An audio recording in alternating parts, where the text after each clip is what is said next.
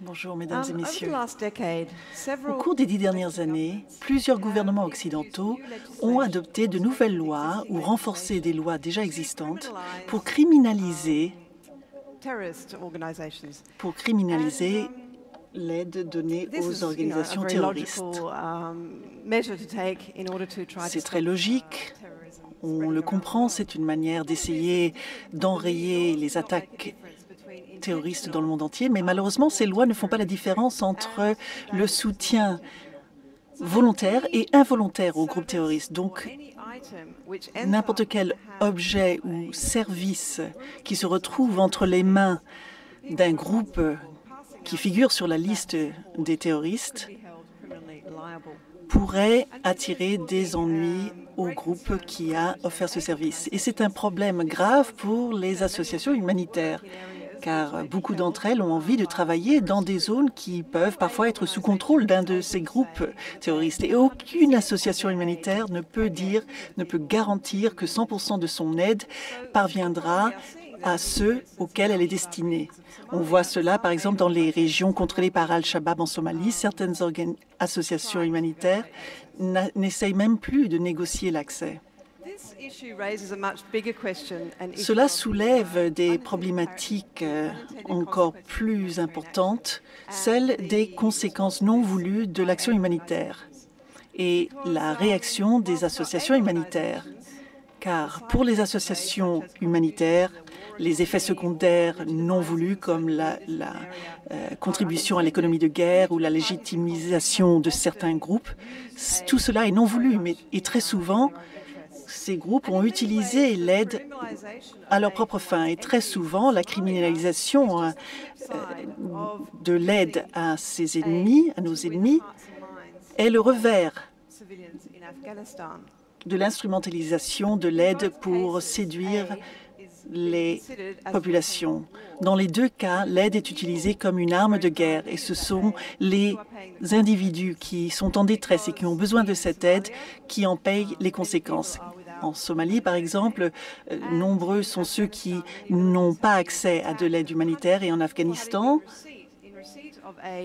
nombreux sont ceux qui ont été punis, attaqués parce qu'ils avaient reçu de l'aide de la part d'organisations qui cherchaient à les gagner à leur cause. Les humanitaires sont volontaires et involontaires. D'une certaine manière, ils se lamentent de ces conséquences, mais d'autre part, ils deviennent parfois partie intégrante de ce problème. Mais maintenant que nous commençons à faire face à de plus en plus de situations dans ce genre, par exemple au Pakistan, en Afghanistan et en Somalie, je pense que les associations humanitaires ont vraiment besoin de réfléchir à une approche différente. Il y a deux choses donc auxquelles les associations humanitaires doivent réfléchir aujourd'hui. D'abord, nous devons reconnaître qu'il y a un paradoxe fondamental au cœur même de l'action humanitaire. L'action humanitaire peut prolonger la guerre et avec la guerre, la souffrance, précisément la souffrance que l'action humanitaire cherche à soulager. Un exemple de cela, c'est le geste de base qui consiste à ramener un soldat blessé du champ de bataille et à le soigner. Dans ce cas, c'est l'équipe chirurgicale de campagne qui travaillait au Darfour en 2008 pour le CICR. Il n'y a aucune loi qui interdit à ces soldats qui ont été soignés de retourner au conflit. Donc, en leur sauvant la vie et en les remettant sur pied, ils peuvent retourner sur le champ de bataille et donc prolonger le conflit. Pour les travailleurs humanitaires, c'est le prix à payer pour essayer d'injecter un petit peu d'humanité dans la guerre si inhumaine. Nous croyons fondamentalement qu'il vaut mieux prendre le risque de renvoyer un soldat sur le champ de bataille que simplement condamner ces soldats à mourir sur le champ là où ils sont tombés. Et heureusement, les gouvernements ont reconnu ça car ils ont exonéré les secours médicaux de la criminalisation de l'aide aux terroristes. Mais il y a d'autres actions qui ne sont pas exonérées sous ces lois. Et il y a différentes manières dont l'aide humanitaire peut contribuer à la prolongation de la guerre. Je crois que l'exemple le plus extrême de ceci a eu lieu dans les camps de réfugiés de du Rwanda en 1994, aux frontières du Rwanda, où les génocidaires eux-mêmes, les milices Interamwe et l'armée rwandaise, ont utilisé les camps réfugiés comme arrière-base pour essayer de terminer le génocide qu'ils avaient commencé en avril de cette année-là. Ils ont contrôlé, ils ont pris les rênes des camps réfugiés, ils ont utilisé l'aide humanitaire pour contrôler la population. Les populations ne pouvaient pas retourner au Rwanda. Et ces génocidaires ont aussi trouvé le moyen de détourner de grosses sommes d'argent venues des efforts humanitaires.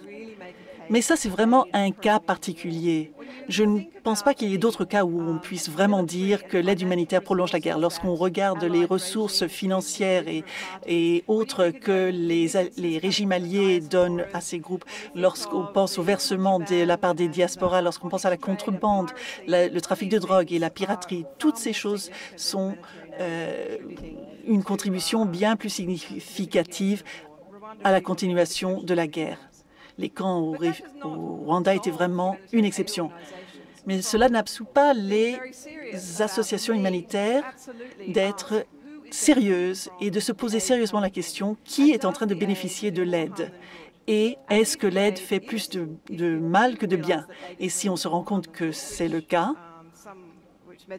et les Médecins sans frontières ont remarqué cela, par exemple, dans les camps des réfugiés rwandais, il est important d'arrêter l'aide. Je crois que si les associations humanitaires, au lieu de simplement prétendre de respecter les principes humanitaires, s'ils suivaient vraiment ces principes, s'ils étaient plus cohérents,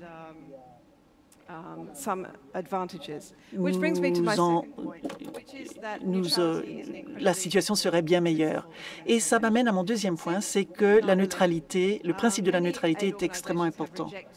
Depuis le 11 septembre, bien des associations humanitaires ont rejeté le principe de neutralité. Ils ont choisi plutôt d'aligner leur aide sur les programmes politiques et militaires des gouvernements afghanistans, en particulier en Afghanistan et au Pakistan.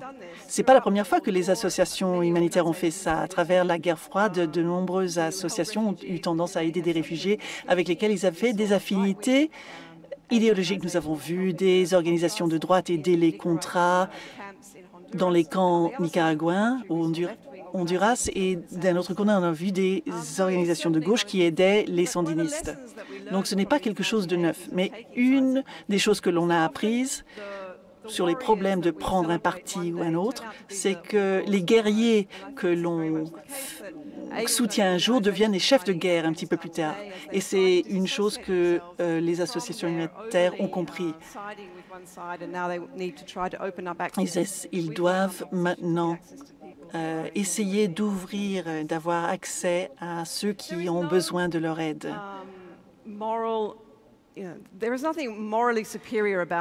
La neutralité, ce n'est pas quelque chose,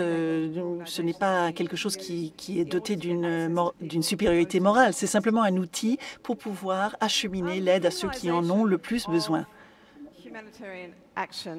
La criminalisation de l'action humanitaire ou de l'aide en nourriture par peur qu'une partie de cette aide se retrouve entre les mauvaises mains, c'est immoral à mon avis, mais c'est aussi mal avisé.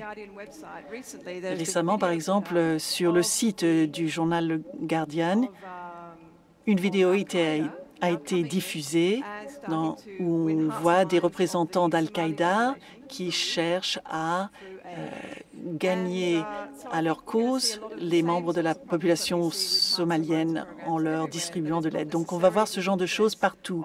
Et on sait que ce genre de représentants d'Al-Qaïda, par exemple, n'ont pas vraiment le bien-être des bénéficiaires de cette aide comme priorité. Donc, je pense que les associations humanitaires aujourd'hui doivent prendre une décision.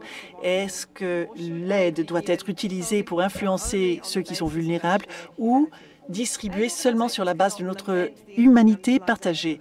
Les associations humanitaires ne peuvent pas, d'une part, se lamenter sur l'instrumentalisation et ensuite faire partie de ce système. Elles doivent prendre position et ensuite agir en conséquence. Je vous remercie.